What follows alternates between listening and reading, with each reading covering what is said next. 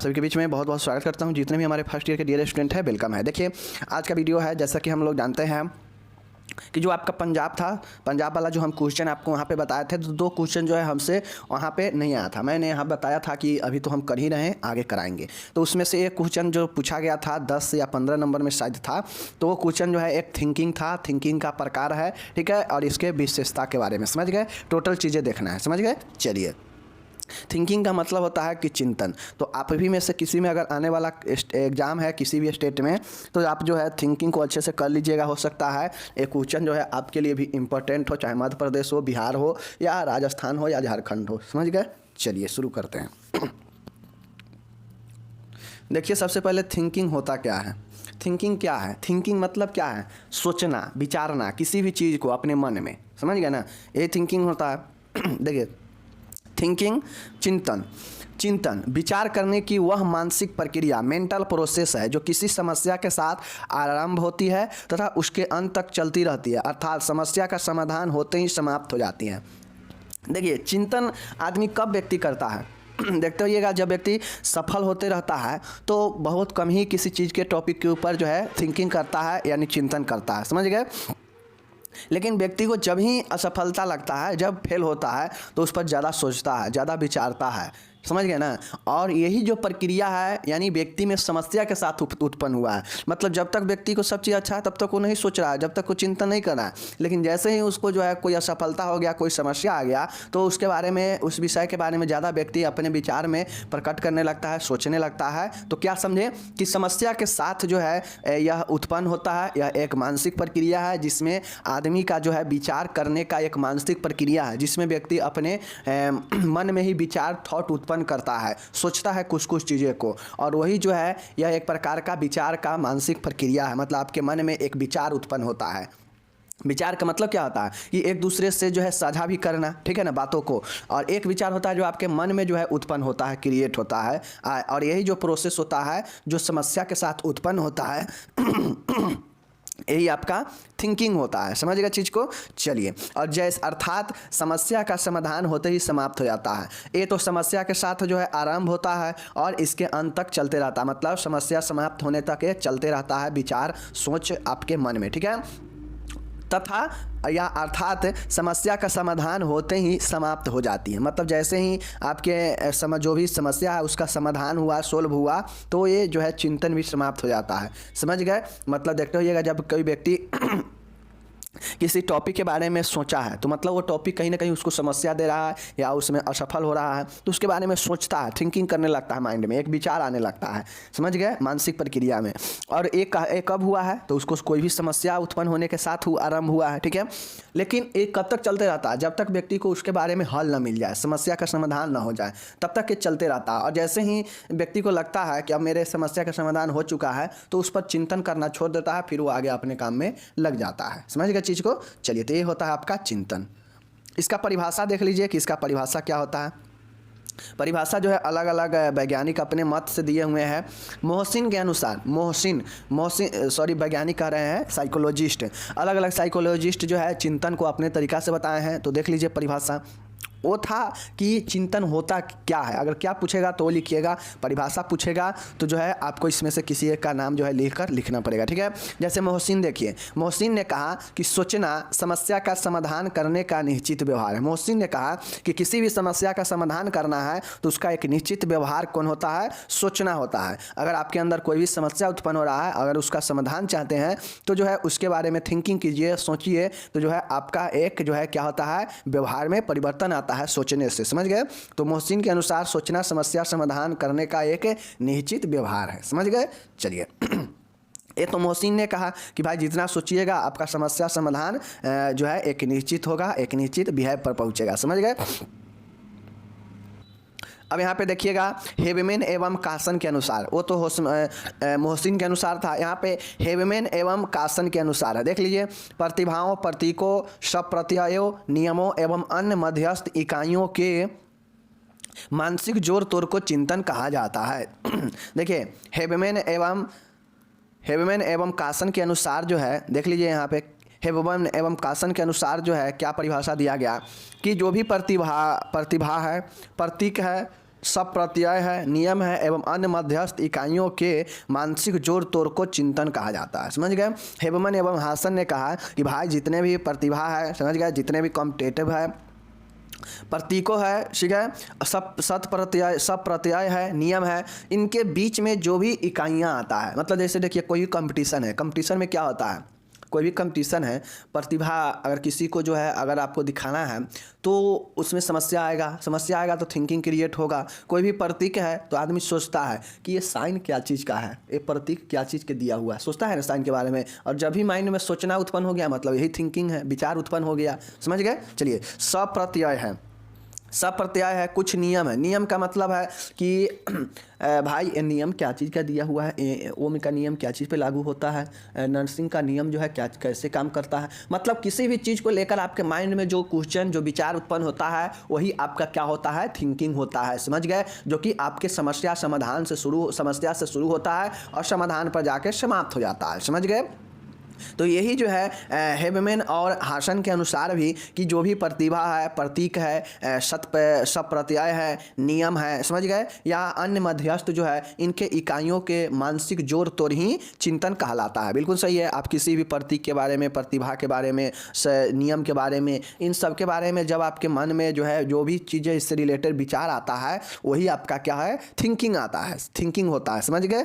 तो यही याद रखिएगा हेबमन एवं हासन के अनुसार कि प्रतिभा, प्रतीक, सत्प्रत्यय, नियम एवं अन्य मध्यस्थ इकाइयों के मानसिक जोड़ तोड़ को चिंतन कहा जाता है। समझ गए। ये हमने नहीं दिया है, ये आपका हेबमन एवं हासन ने दिया है और यह साइकोलॉजिस्ट है। समझ गए। चलिए अब हम लोग इसका प्रकृति और विशेषता देखते हैं। चिंतन का क्या प्रकृति और विशेषता होता है। नेचर और कैरेक्टरिस्ट ऑफ थिंकिंग, थिंकिंग का क्या नेचर होता है देख लीजिए। समझ गए। चलिए देखिए यहाँ पे क्या क्या हो जो है आपका होता है चिंतन की प्रकृति या विशेषताएं। ठीक है। तो यहाँ पे देखिए आप लोग कि जो चिंतन की प्रकृति और विशेषता, मतलब जो थिंकिंग है यह किस प्रकार का होता है, प्रकृति या इसका जो है कैरेक्टरिस्टिक विशेषता क्या होता है चिंतन का, देख लीजिए। देखिए आपसे पूछेगा कि चिंतन का प्रकार लिखे, चिंतन का विशेषता लिखे, चिंतन क्या है वो लिखे 10 नंबर में, तो टोटल लिखना पड़ेगा। 5 नंबर में पूछेगा तो चिंतन और चिंतन के विशेषता और उसके प्रकार को सिर्फ पॉइंट में लिख दीजिएगा, 5 नंबर मिल जाएगा। ठीक है। देखिए चिंतन एक मानसिक प्रक्रिया है जो सोच तथा विचार से संबंधित है। बिल्कुल सही है। चिंतन क्या है, चिंतन जो है यह एक प्रक्रिया होता है जो माइंड में विचार उत्पन्न होता है किसी चीज़ को लेकर। तो यह क्या है, एक सोच है या तथा विचार है। समझ गए। यह सोच तथा विचार से संबंधित है। बिल्कुल सही है। चिंतन एक सक्रिय मानसिक प्रक्रिया है। चिंतन जो थिंकिंग होता है यह एक एक्टिव होता है। आदमी जो है इसमें जो सोचता है वह जो समस्या जब उत्पन्न होता है तो इसका जो है एक्टिव हो जाता है कौन चीज़, थिंकिंग। समझ गए। चलिए चिंतन वह मानसिक प्रक्रिया है जो समस्या समाधान की ओर उन्मुख होती है। समझ गए। चिंतन क्या है, सबसे पहले जान लीजिए चिंतन एक मानसिक प्रक्रिया है जो मन में एक्टिव रूप से चलते रहता है। ठीक है। जो सोच और विचार से संबंधित है, जो क्या करता है कि समस्या समाधान की ओर ले चलता है यानी उन्मुख होता है। समझ गए। चिंतन की शुरुआत समस्या से होती है तथा समाधान समस्या होते ही चिंतन की प्रक्रिया समाप्त हो जाती है। अब चूंकि थिंकिंग एक प्रोसेस है जो कि माइंड में चलते रहता है। ठीक है। जो समस्या जैसे ही आपके सामने आएगा, शुरू होगा, तो ये भी शुरू होता है, थिंकिंग भी शुरू होगा, और साथ में समस्या जैसे ही समाधान हो जाएगा, सोल्व हो जाएगा, तो जो है चिंतन की प्रक्रिया भी वैसे ही समाप्त हो जाती है। समझ गए। चलिए 5वां है चिंतन एक संज्ञानात्मक क्रिया है। चिंतन थिंकिंग एक क्या है, संज्ञानात्मक क्रिया है। समझ गए। चिंतन उद्देश्यपूर्ण होता है। चिंतन जो है यह पर्पज होता है चिंतन में कि अगर कोई भी व्यक्ति को कोई अगर सफलता नहीं मिल रहा है तो बहुत ज़्यादा उस चीज़ के बारे में सोचता है, या कोई समस्या आ जाता है सामने तो बहुत ज़्यादा उसके बारे में जो है सोचता है। ठीक है। अब सोचता है तो उसका एक मकसद होता है, कहीं ना कहीं कुछ मकसद होता है, यानी उसमें उद्देश्य होता है कि हम जो है इसको कैसे जो है समस्या को समाधान खत्म करें। समझ गए। तो उसका उद्देश्य होता है। समझ गए। भाषा, प्रतीक, संप्रत्यय तथा प्रतिमा आदि चिंतन के साधन है। देखिए किसी भी भाषा के बारे में सोचते हैं कि ये भाषा कितना कठिन है, भाषा कितना जो है सीख पाएंगे नहीं सीख पाएंगे, कहाँ का भाषा है, तो मतलब आपके दिमाग में जो भी क्वेश्चन विचार उत्पन्न हो रहा है किसी चीज़ के बारे में वही तो आपका चिंतन हो जाता है। जैसे प्रतीक है, किसी चीज़ के साइन है, अब वो साइन सीधा दिया हुआ है, उसका नाम नहीं दिया है, तो आपको उसके बारे में जो है बहुत ज़्यादा सोचना पड़ेगा। ठीक है। तो ये भी एक विचार उत्पन्न होगा। संप्रत्यय या किसी चीज़ का स्टेचू प्रतिमा है तो प्रतिमा के बारे में भी आप देखते हैं कि ये प्रतिमा अगर नहीं पहचानते हैं तो आपके मन में विचार आएगा कि वो ये प्रतिमा क्या चीज़ का है, कितना लंबा है, ये वो मतलब विचार उत्पन्न होने लगता है। तो इन सब चीज़ों के बारे में भी जो है चिंतन एक साधन है। समझ गए? तो चलिए ये 7 पॉइंट चिंतन का प्रक्रिया या चिंतन प्रकृति या चिंतन का विशेषता अगर आपसे पूछेगा तो लिख दीजिएगा। ओके, चलिए और पॉइंट है, देख लीजिए यहाँ पे, चिंतन में गत अनुभव सम्मिलित होते हैं। चिंतन में जो होता है गत मतलब पीछे का जो अनुभव होता है, जो आप किसी भी चीज़ में आपका समस्या आया है तो पीछे जो उसका अनुभव है क्या होता है कि वो जो है व्यक्ति में क्या होता है कि अनुभव पिछले वाला शामिल होता है, उससे कुछ जो है चीज़ें अपने माइंड में सोचता है, विचारता है। ठीक है, चिंतन में वर्तमान, भूत तथा भविष्य तीनों शामिल होते हैं। जो चिंतन होता है आदमी माइंड में सोचता है ना किसी चीज़ के लिए, किसी समस्या के बारे में, तो देखिएगा वो उस समय के बात भी सोचेगा, वह भविष्य का भी बात सोचता है, वह भूत का भी बात सोचता है कि हमने पिछले क्या किया जिसके कारण हमें जो है समस्या आया है, अभी हमको क्या करना चाहिए, आगे क्या करेंगे कि इसका परिणाम अच्छा मिलेगा। तो तीनों भविष्य तीनों जो है काल के बारे में व्यक्ति सोचता है, चिंतन करता है। समझ गए? चलिए, विचार करता है। 10वां है, चिंतन में संश्लेषण तथा विश्लेषण क्रियाओं द्वारा समस्या का समाधान किया जाता है। जब थिंकिंग होता है, व्यक्ति किसी भी समस्या के बारे में सोचता है, विचारता है, तो वह विश्लेषण क्रिया और संश्लेषण क्रिया के द्वारा उस समस्या का समाधान होता है। समझ गए? तो ये 10 पॉइंट आप लोग जो है विशेषता पूछेगा या प्रकृति पूछेगा चिंतन का तो लिख दीजिएगा। ठीक है, चलिए अब यहाँ पे हम लोग देखते हैं चिंतन का प्रकार कि explain the main types of thinking. Thinking का कौन कौन से प्रकार है, चलिए देखते हैं। चिंतन के प्रमुख प्रकार निम्न है। थिंकिंग का प्रमुख प्रकार निम्न है, चलिए हम लोग देखते हैं। ठीक है, चलिए तो देखिए यहाँ पे जो चिंतन का पहला प्रकार है, देखिए किसी भी, मैं बताता हूँ बार बार कि कहीं भी कितना भी बड़ा क्वेश्चन हो, अगर उसमें प्रकार दिया है, सबसे पहले आपका काम होना चाहिए कि उस प्रकार को जो है हम कैसे जो है अच्छे से याद रखें। जैसे आपको तो पता हो गया कि थिंकिंग क्या होता है। अब मानिए अगर 10 नंबर का क्वेश्चन है, समझ गए, 10 नंबर का, 5 नंबर तो आपको दे देगा विशेषता लिखने पर या प्रकृति लिखने पर और उसका मीनिंग बताने में कि चिंतन क्या होता है। समझ गए? 5 नंबर दे देगा। 5 नंबर आएगा प्रकार पर बात। तो जब प्रकार पर बातें आएगा तो आप मानिए आपको जो है इस सब के बारे में, इसके मैटर के बारे में नहीं पता है। अगर आप सिर्फ पॉइंट भी लिख देते हैं कि कौन कौन से प्रकार चिंतन का होता है, तो जो है आपको समझिए कि कम से कम जो है आपको तो इस 5 में जो प्रकार का 5 नंबर है, कम से कम जो है इसमें 3 नंबर तो जरूर दे देगा। 3 नंबर तो जरूर दे देगा अगर इसका प्रकार भी सिर्फ आप लिख देंगे। एग्जामिनर को क्या पता चलेगा कि भाई ये बच्चा को जो है याद है, इसमें जो है ये क्वेश्चन को समझा नहीं है, इसलिए इसका मैटर नहीं लिखा है, बाकी प्रकार तो याद ही है। तो आपका 3 नंबर दे देगा, 2 नंबर ही काटेगा। तो कुल मिला के आपको 7 जो है 8 नंबर मिल जाएगा। समझ गए? 8 या 7 नंबर मिल जाएगा।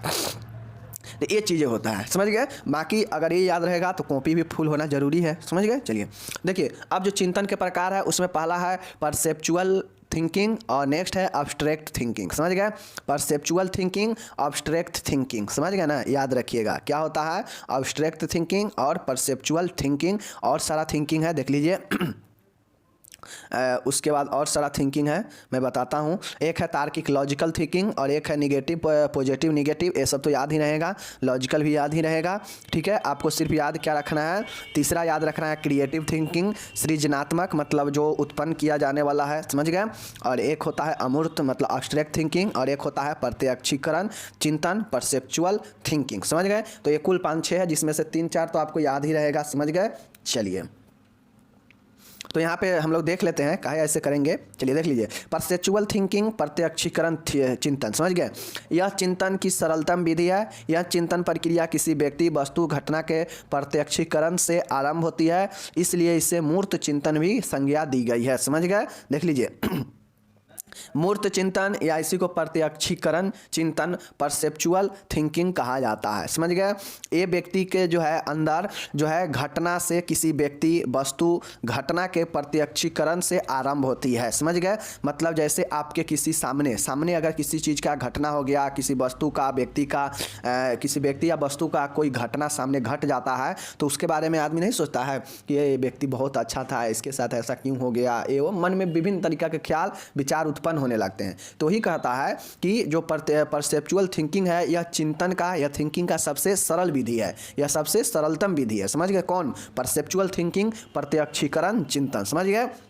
जो घटना के प्रत्यक्ष मतलब घटना के रिलेटेड, घटना के सामने जो है क्या होता है, आरंभ होता है यह प्रक्रिया, इसीलिए इसे जो है मूर्त चिंतन की संज्ञा दी गई है। जो ये चिंतन की प्रक्रिया किसी व्यक्ति में, वस्तु में घटना के प्रत्यक्षीकरण से आरंभ होती है। समझ गए? चलिए, तो ये हो गया आपका पहला प्रत्यक्षीकरण, जो किसी व्यक्ति वस्तु के घटना के प्रत्यक्षीकरण से आरंभ होता है। यह सबसे सरलतम रूप होता है, इसीलिए इसे जो है मूर्त चिंतन की संज्ञा भी दी जाती है। समझ गए? चलिए, दूसरा पॉइंट है, देखिएगा, दूसरा याद रखिएगा, अमूर्त चिंतन, एब्स्ट्रैक्ट थिंकिंग। ठीक है?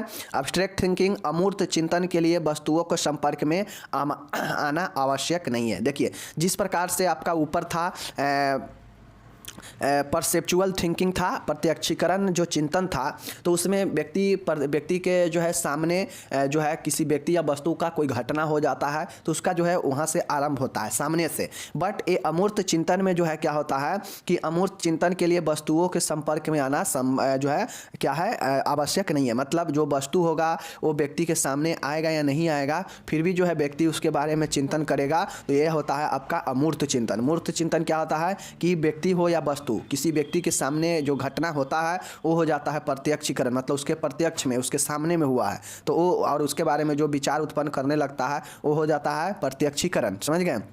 या मूर्त चिंतन। अमूर्त चिंतन होता है, या इसी को अप्रत्यक्षीकरण चिंतन भी कह सकते हैं। तो ये जो अमूर्त चिंतन होता है, अमूर्त चिंतन वस्तुओं के संपर्क में आना आवश्यक नहीं है। मतलब जो भी अमूर्त चिंतन होगा उसके लिए वस्तुओं के संपर्क में आना आवश्यक नहीं है कि वस्तुओं के सामने ही हो या संपर्क में ही आने पर उसके बारे में विचार उत्पन्न हो, ये जो है आवश्यक नहीं है। समझ गए? देख लीजिए, यह मूर्त चिंतन से श्रेष्ठ चिंतन है। यह क्या है? मूर्त चिंतन, मतलब जो आप ऊपर देखे हैं ना, कॉन्क्रीट थिंकिंग, ऊपर जो मूर्त चिंतन देखे हैं प्रत्यक्षीकरण वाला, तो उससे जो है ये श्रेष्ठ है। वो सरल था लेकिन ये श्रेष्ठ है उससे। समझ गए? प्रतीकों, चिन्हों, शब्दों के आधार पर होने वाले चिंतन को इस वर्ग में शामिल किया गया है। अगर आप किसी प्रतीक के बारे में, किसी के लोगों के बारे में देखते हैं, किसी के सिंबल चिन्ह के बारे में सोचते हैं, किसी शब्द के बारे में आप जो है सोचते विचारते हैं, तो इन सब के आधार पर आपके मन में जो भी विचार उत्पन्न होता है, जैसे आप कहीं गए घूमने, वहाँ पे बड़ा बड़ा प्रतीक लगा हो, किसी चीज़ का जो है सिंबल साइन लगा हो, ठीक है, किसी चीज़ का जो है सिंबल चिन्ह लगा हो, आपको उसके बारे में लिखा नहीं हो, आपको सिंबल से ही, साइन से ही पहचानना हो, तो जो है उसके बारे में अगर आप नहीं जानते हैं तो सोचना विचारना होगा काफ़ी, तो वही तो थिंकिंग हो जाएगा। ठीक है?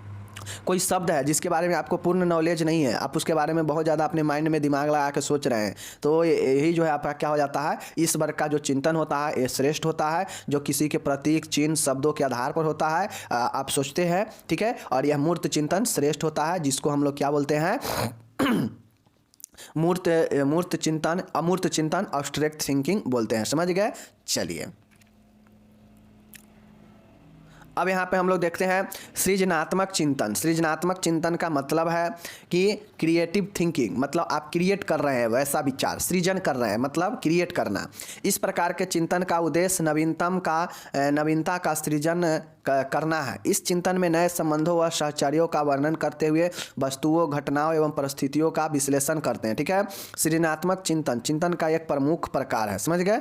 चलिए, देखिए, सृजनात्मक जो चिंतन है यह चिंतन का एक प्रमुख क्या है, प्रकार है। समझ गए ना? ये चिंतन का ही प्रकार है, जो क्या होता है व्यक्ति के अंदर नए नए चीज़ों का उद्देश्य पूर्ण रूप से सृजन होता है, सृजन करना। समझ गए?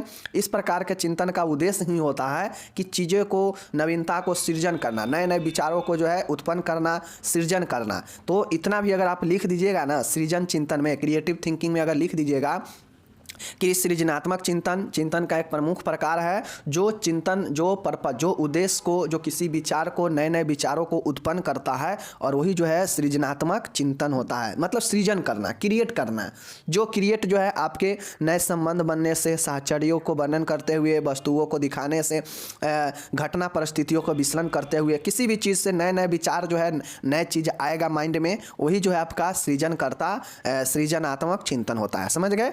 चलिए, अब इसका जो है स्वरूप देख लीजिए, चलिए देख लीजिए। सृजनात्मक चिंतन की एक ऐसी प्रक्रिया है जो लक्ष्य निर्देशित होता है। अब देखिए, कोई व्यक्ति होता है जो अपने माइंड में जो है क्या करता है, किसी चीज़ के लिए अपने माइंड में थॉट विचार उत्पन्न करता है, तो वो किसी न किसी लक्ष्य के साथ, समझ गया कि ये लक्ष्य हमें पाना है, इसके लिए सोचता है, तो हो जाता है सृजनात्मक चिंतन, जो कि लक्ष्य के लिए निर्देशित होता है। तो इसका स्वरूप हो गया सृजनात्मक का, समझ गया, क्रिएटिव थिंकिंग का। बी पॉइंट देखिएगा, इस चिंतन में व्यक्ति कुछ नया एवं भिन्न चीज़ों की रचना करता है। यह नया सृजन अनूठा एवं लाभदायक होता है। देखिए, सृजन का नाम ही है कि सृजन करना, मतलब सृजन मतलब उत्पन्न करना, नए नए चीज़ों का क्रिएट करना। तो ये जो होता है यह कि कुछ नया एवं भिन्न चीज़ों को करने के लिए, यह जो है क्या होता है, अलग करने के लिए यह माइंड में आपके विचार उत्पन्न होता है, क्रिएट होता है, और यही क्रिएटिव थिंकिंग होता है, समझ गए, जो कि अनूठा, यूनिक होता है और लाभदायक होता है, समझ गए। इस चिंतन में व्यक्ति समस्या के अलग अलग पहलुओं पर विभिन्न दिशाओं में चिंतन करता है। ये जो चिंतन होता है क्रिएटिव, इसमें व्यक्ति क्या करता है कि समस्या को अलग अलग बिंदुओं, अलग अलग पॉइंटों पर जो है माइंड में चर्चा करता है, पहलुओं पर चिंतन करता है, समझ गए। जैसे कोई चीज़ को आपको समस्या हो गया, उसके बारे में हर एक अलग अलग पॉइंटों पर जो है आपके मन में विचार उत्पन्न होना, सोचना, यही जो है आपका क्या होता है, सृजनात्मक के तौर पर होता है, समझ गए। चलिए नेक्स्ट देखिएगा, इस चिंतन में कार्य करने की क्षमता व्यक्ति द्वारा पहले से प्राप्त सार्थक ज्ञान पर निर्भर करता है। अब किसी चीज़ के बारे में आप विचार उत्पन्न कर रहे हैं, अपने से खुद से किसी विषय, वस्तु, घटना के बारे में नए चीज़ों का, नए विचार आपके माइंड में नए थॉट आ रहा है, तो समझ लीजिए कि वो आपके ज्ञान पर निर्भर करता है कि आपको जो इस पर जो आप सोच रहे हैं, आपका ज्ञान कितना ज़्यादा है इसके बारे में। जितना ज़्यादा ज्ञान होगा, उतना ज़्यादा नए चीज़ों का जब आप सोचेंगे तो वो अच्छा रिजल्ट देता है, समझ गए। तो यही चीज़ें कहा गया है। ई में है, सृजनात्मक चिंतन करते समय व्यक्ति कुछ अर्थपूर्ण कल्पनाएं करता है। अब देखिएगा, जो व्यक्ति क्रिएटिव होता है ना, व्यक्ति बहुत ज़्यादा किसी चीज़ के प्रति सृजन करने वाला होता है, चाहे वो थिंकिंग ही क्यों ना हो या कोई काम ही क्यों ना हो, तो व्यक्ति जो भी क्रिएटिव होता है वो काल्पनिक बहुत ज़्यादा होता है, समझ गए। वो जो है अपने कल्पना करता है, समझ गए, वह कल्पना बहुत ज़्यादा करेगा। जब क्रिएट माइंड में आप खुद से कोई चीज़ करेंगे तो कल्पना वाला भी चीज़ आ सकता है, इमेजिन भी वाला, समझ गए, ये चीज़ होता है। नेक्स्ट देखिए, इसी अर्थपूर्ण कल्पना के कारण ही व्यक्ति कुछ वैज्ञानिक, कलात्मक तथा साहित्यिक रचना कर पाता है। और इसी चीज़ के कारण जो आपके माइंड में कुछ चीज़ें आता है, ख्याल, किसी भी चीज़ के बारे में कोई भी कल्पना आ जाता है, इमेजिन आ जाता है, तो इसी इमेजिन करके तो बहुत सारे कवि या बहुत सारे जो लेखक होते हैं गाना लिख डालते हैं, या कुछ वैज्ञानिक चीज़ों का जो है नए क्या करते हैं, आविष्कार कर देते हैं। जब उसके मन में कुछ नया चीज़ सोचते हैं वैज्ञानिक, तो कुछ अलग करते हैं, कुछ अलग सोचते हैं, तो अलग चीज़ का जो है एक अलग ही चीज़ बना देते हैं, निर्माण कर देते हैं। तो ये सब चीज़ होता है, तो ये जो है सृजन के अनुसार ही होता है, समझ गए। चलिए तो ये कुछ पॉइंट था क्रिएटिव थिंकिंग में, सृजनात्मक सोच में, चिंतन में, जिसको हम लोग यहाँ पे देखे हैं। तीसरा टाइप्स था, ठीक है। चलिए अब चौथा देखिए, तार्किक, लॉजिकल थिंकिंग, ठीक है। देख लीजिए, अब किसी को लॉजिक से जो है आपके अंदर क्या आ रहा है, समझ लीजिए। लॉजिकल हम लोग लॉजिक पढ़ा चुके हैं, तार्किक, समझ गए। चौथा है तार्किक, यह सबसे उच्च प्रकार का चिंतन होता है, समझ गए, सबसे उच्च प्रकार का होता है। इसमें व्यक्ति किसी भी समस्या का समाधान करने के लिए सिद्धांतों का प्रयोग करते हुए किसी लक्ष्य तक पहुंचता है। इसे विचारात्मक चिंतन की भी संज्ञा दी जाती है, समझ गए। देखिए लॉजिकल जो होता है ना, यह सबसे उच्च प्रकार का चिंतन होता है, समझ गए। इसमें जो भी व्यक्ति होते हैं समस्या का समाधान करने के लिए कॉन्सेप्ट का उपयोग करते हैं। जिस प्रकार से आप किसी भी लॉजिक के थ्रू जो है, देखिएगा आपको जो है बहुत लोग क्या करेंगे कि आपको अच्छे आसान क्वेश्चन देंगे, लेकिन उसमें लॉजिक रहेगा, उसमें कॉन्सेप्ट पर बनने वाला होगा, और आप उसमें फंस जाएंगे। आपको लगेगा कि वो तो बिल्कुल आसान था, लेकिन आपको उसको कॉन्सेप्ट ही पता नहीं है, जो कि बिल्कुल बेहतर बनाता है उसको, समझ गए। तो वही चीज़ है, लॉजिकल थिंकिंग जो है एक उच्च प्रकार का होता है, जो व्यक्ति को समस्या समाधान करने के लिए जो है सिद्धांतों का प्रयोग किया जाता है, कॉन्सेप्ट का प्रयोग किया जाता है, और ये जो है व्यक्ति को लक्ष्य तक पहुंचाता है। और इससे जो है विचारात्मक चिंतन, समझ गए, थॉटेबल जो है थिंकिंग का संज्ञा दी जाती है। चीज़ को समझ गए। चलिए, मतलब किसी सिद्धांत, किसी कंसेप्ट का उपयोग करके लक्ष्य तक पहुंचा जाएगा, समस्या का समाधान किया जाएगा, तो वो हो जाएगा आपका लॉजिकल, जो कि सबसे उच्च प्रकार का थिंकिंग होता है, समझ गए। चलिए पांचवा है पॉजिटिव थिंकिंग, समझ गए, सकारात्मक थिंकिंग व्यक्ति के अच्छे मानसिक स्वास्थ्य को दर्शाता है। देखिए पॉजिटिव थिंकिंग का मतलब है कि यह व्यक्ति के भाव को दर्शाता है। अब अच्छे अच्छे चीज़ सोचेंगे, कार्य सफल होगा, बढ़िया बढ़िया माइंड में चीज़ें आएगा, विचार आएगा, तो व्यक्ति क्या होता है, व्यक्ति का जो मानसिक स्वास्थ्य होता है वो अच्छा होता है। तो इसीलिए कहा गया कि सकारात्मक चिंतन व्यक्ति के अच्छे मानसिक स्वास्थ्य को दर्शाता है। समझ गए। चलिए, छठा है नकारात्मक चिंतन, निगेटिव चिंतन। समझ गए। नकारात्मक चिंतन व्यक्ति की व्याकुलता, उसकी अस्वस्थ मानसिकता को दर्शाता है। जिसके अंदर जो है निगेटिव थिंकिंग आएगा, निगेटिव विचार उत्पन्न होगा, तो जो है क्या होगा, व्यक्ति जो है ज़्यादा व्याकुल हो जाएगा और उसका जो मन है, जो मानसिक रूप से जो उसका मन है वो अस्वस्थ हो जाएगा, और ये जो है निगेटिव थिंकिंग के अंतर्गत होता है। समझ गए। तो ये टोटली 6 यहाँ पे आप सभी के बीच में मैंने देखा। क्या देखा? पहला हम लोग देखे हैं परसेप्चुअल, मतलब प्रत्यक्षीकरण। समझ गए। दूसरा हम लोग देखे हैं क्या चीज़, अमूर्त थिंकिंग। समझ गए। उसके बाद हम लोग देखे हैं क्या चीज़, देखे हैं लॉजिकल थिंकिंग। उसके बाद हम लोग देखे हैं क्या चीज़, पॉजिटिव थिंकिंग, निगेटिव थिंकिंग। ये सब थिंकिंग का प्रकार है, आप लोग लिख दीजिएगा 6 प्रकार। और थिंकिंग होता क्या है, विशेषता। थिंकिंग समाप्त होता है। तो पंजाब में क्वेश्चन पूछा गया था, तो यहाँ पे हम कराने वाले भी थे, तो वहाँ पे पूछ दिया, तो इसको हम लोग को याद था, अभी कर लिए। समझ गए। चलिए, आसान था। नेक्स्ट क्वेश्चन आपके सामने में आता है। ये भी क्वेश्चन 5 नंबर के लिए इंपॉर्टेंट, ये लॉन्ग में कभी नहीं पूछेगा। ये क्वेश्चन जो है आपसे लॉन्ग में कभी नहीं पूछेगा, 5 नंबर में ही पूछेगा। 5 नंबर में पूछेगा तो इसका फंक्शन, कार्य के बारे में और ये होता क्या है इसके बारे में लिख दीजिएगा, काफ़ी हो जाएगा। जैसे देखिए, एटीट्यूड क्या होता है, इसका डिफिनेशन लिखना है। एटीट्यूड का जिसको अभिवृत्ति या दृष्टिकोण कहते हैं। समझ गए। एटीट्यूड को क्या बोलते हैं, अभिवृत्ति, मतलब अभी मतलब वृत्ति, मतलब व्यक्ति के अंदर कैसा भाव है, उस चीज़ को जो है ये दर्शाता है एटीट्यूड। समझ गए। और दृष्टिकोण, इसका क्या मतलब है, परिभाषा लिखना है। समझ गए। चलिए, देखिए यहाँ पे एटीट्यूड, यह लैटिन भाषा के शब्द एप्टाइस से बना है। देखिए, अगर आपसे पूछेगा कि भाई एटीट्यूड के बारे में बताइए, तो ये लाइन अच्छा है, ये लाइन जरूर लिखिएगा कि यह लैटिन भाषा के शब्द एप्टिस से बना है, जिसका अभिप्राय है तत्परता एवं मानसिक झुकाव।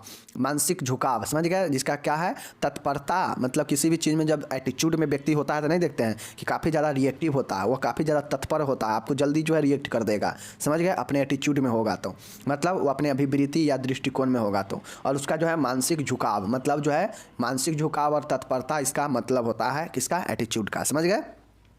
इस प्रकार की अभिवृत्ति का शाब्दिक अर्थ हुआ व्यवहार करने की तत्परता या मानसिक झुकाव।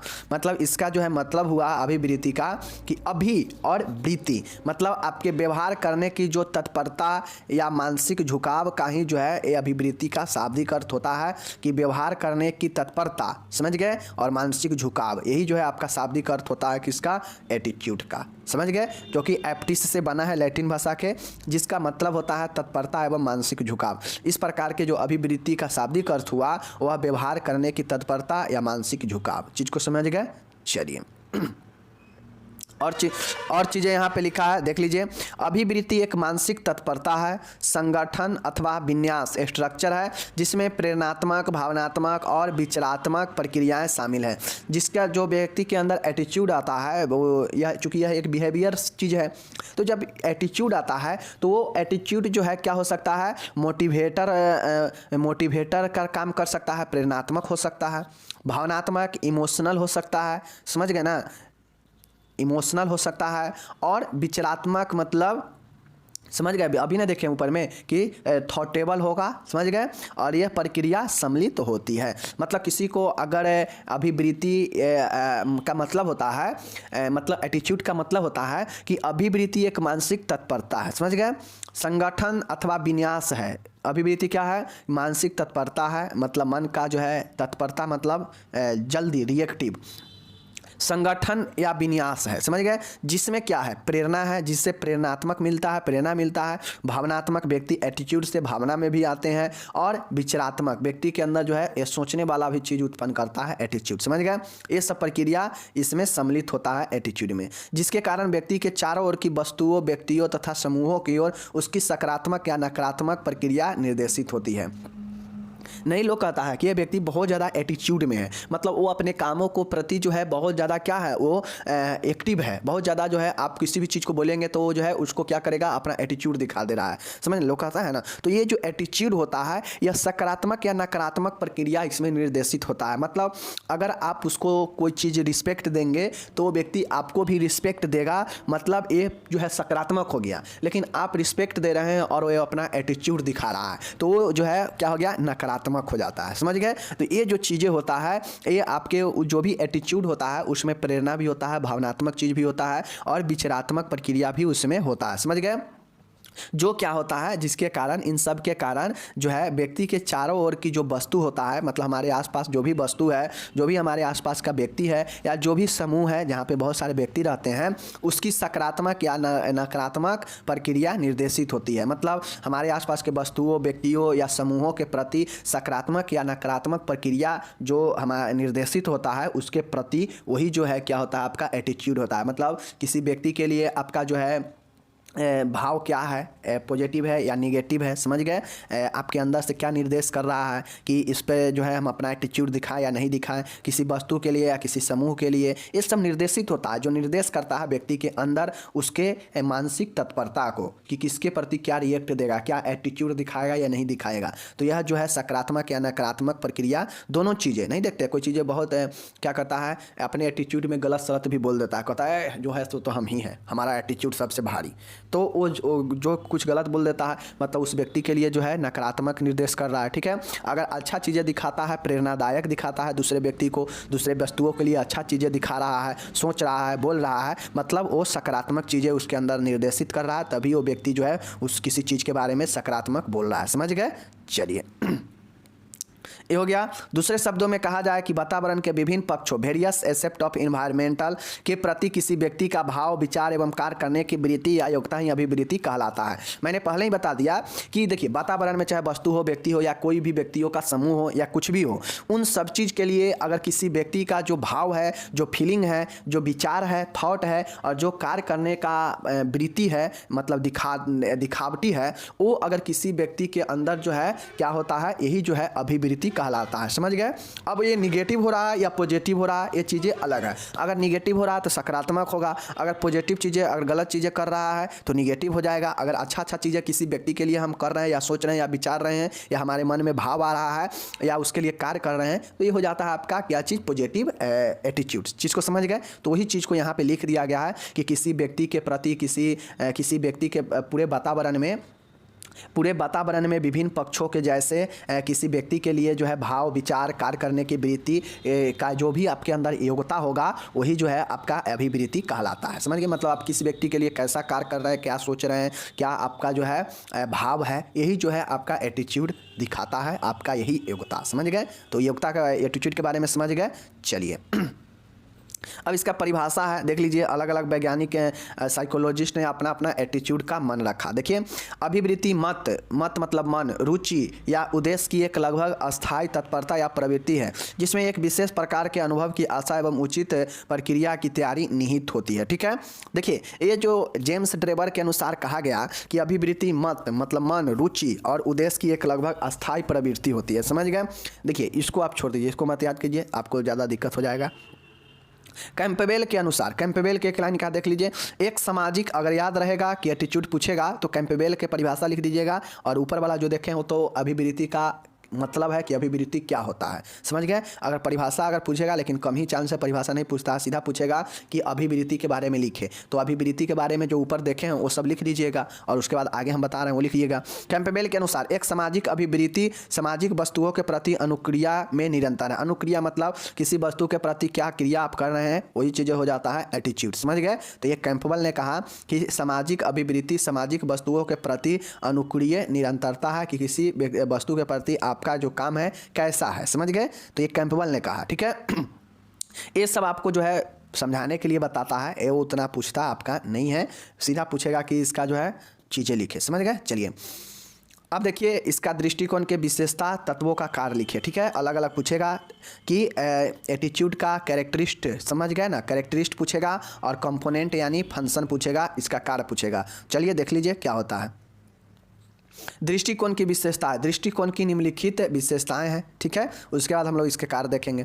दृष्टिकोण किसी मतलब एटीट्यूड किसी व्यक्ति, वस्तु एवं कार्य के प्रति विशिष्ट योग्यता तथा क्षमता है। देखिए, अगर आप किसी व्यक्ति के प्रति बिल्कुल नरम सॉफ्ट व्यवहार बताएंगे, अच्छा कार्य करेंगे, ठीक है ना, तो आपके अंदर जो एटीट्यूड होगा लोग उसको सराहेंगे, उसको जो है आपके अंदर की जो योग्यता हो उसको अच्छा बताएंगे, ठीक है। तो यही कहा गया है कि दृष्टिकोण किसी व्यक्ति, वस्तु और कार्य के प्रति विशिष्ट योग्यता तथा क्षमता है, ठीक है। चलिए नेक्स्ट देखिएगा, यहाँ पे दृष्टिकोण व्यक्ति का एक प्रकार का विचार या भावना है। दृष्टिकोण क्या है? बिल्कुल भावना है, इमोशंस है, जो दिखाता है कि व्यक्ति के अंदर कैसा जो है व्यवहार है, ठीक है ना। अगर किसी के साथ आप अच्छा बिहेव करेंगे तो आपके अंदर जो है अच्छा आपका एटीट्यूड अच्छा है। अगर गलत दिखाएंगे, अगर आप अपने पोस्ट के लिए, आप अपने पद के लिए, आप अपने कोई भी चीज़ के लिए एटीट्यूड दिखाएंगे तो गलत चीज़ है, ठीक है।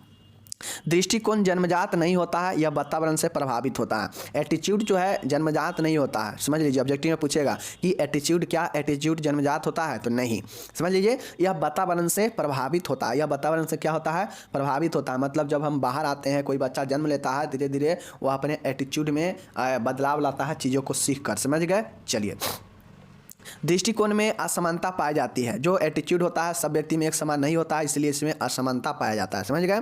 दृष्टिकोण अच्छा या बुरा एवं सकारात्मक या नकारात्मक दोनों प्रकार के हो सकता है। किसी व्यक्ति के अंदर एटीट्यूड अच्छा भी हो सकता है, बुरा भी हो सकता है, ठीक है ना। क्यों अच्छा? किसी के प्रति अगर अच्छा रवैया है तो पॉजिटिव, किसी के प्रति अगर बुरा रवैया है, आप अपने आप को बहुत बड़ा बनते हैं, तो ये जो है गलत हो गया, ये नकारात्मक हो जाएगा, ठीक है। दृष्टिकोण आवश्यकता, प्रेरणा एवं संबंधों से संबंधित है। दृष्टिकोण जो होता है आवश्यकता, समझ गए, प्रेरणा मोटिवेशन, उसके बाद संवेग इमोशन से संबंधित है, ठीक है ना, जो व्यक्ति के अंदर दर्शाता है, समझ गए। दृष्टिकोण अनेक कारकों के योग से बनता है। दृष्टिकोण एटीट्यूड जो होता है व्यक्ति में अनेक चीज़ों को आने के बाद ही बनता है, समझ गए चीज़ को। चलिए, दृष्टिकोण व्यक्ति के व्यवहार को एक विशेष दिशा प्रदान करता है। दृष्टिकोण जो होता है व्यक्ति को जो है एक अलग दिशा प्रदान करता है। अगर किसी का एटीट्यूड बढ़िया है तो जो है अच्छा चीज़ें करेगा, उसका जो दिशा होगा अच्छा होगा। किसी का एटीट्यूड जो है निगेटिव वाला होगा, मतलब वो अपने आप को ही बड़ा मानता हो, तो जो है उसका दिशा गड़बड़ होगा, समझ गए। तो ये हो गया विशेषता, एटीट्यूड का विशेषता, कि जो विशेषता के बारे में लिख दीजिएगा कि यह अच्छा बुरा दोनों हो सकता है, नकारात्मक सकारात्मक दोनों। इससे प्रेरणा संवेग संबंधित होता है। यह दृष्टिकोण के अनेक कारकों से, मतलब यह एटीट्यूड जो है अनेक कार्य अनेक चीज़ों से मिलकर बनता है। दृष्टिकोण जो है व्यक्ति के व्यवहार में बिहेव में दिशा प्रदान करता है, ठीक है। दृष्टिकोण में जो है असमानता पाया जाता है, अलग अलग होता है। दृष्टिकोण जन्मजात नहीं होता है, यह वातावरण से प्रभावित होता है, ठीक है। दृष्टिकोण व्यक्ति का जो है विचार या भावना है, समझ गए। तो ये सब लिख दीजिएगा विशेषता में। अब चलिए इसके कार्य के बारे में देखते हैं, फंक्शन ऑफ एटीट्यूड और लास्ट पॉइंट, समझ गए। चलिए, दृष्टिकोण व्यक्ति को अपने वातावरण के साथ समायोजन करने में मदद करता है। देखिए, दृष्टिकोण का मतलब होता है एटीट्यूड का, कि व्यक्ति इसका कार्य है कि व्यक्ति जिस वातावरण में जाएगा वहाँ पे एडजस्टमेंट बनाने का ये क्या करता है कि समायोजन में मदद करता है। अब देखिए, व्यक्ति कोई जो है देखते हुइएगा कि कोई बाहर शहर का व्यक्ति बच्चा है और वो गाँव में आया है, तो उसमें बहुत ज़्यादा एटीट्यूड रहता है। तो अगर उसका एटीट्यूड पॉजिटिव होगा तब तो वो सबके साथ घुल मिल जाएगा। अगर उसका निगेटिव होगा चीज़ें, जो उसका अभिवृत्ति है, जो उसका एटीट्यूड निगेटिव होगा, तो जो है उसके जो है वातावरण से सबसे तालमेल नहीं बन पाएगा, क्योंकि उसका एटीट्यूड हाई लेवल का है, समझ गए।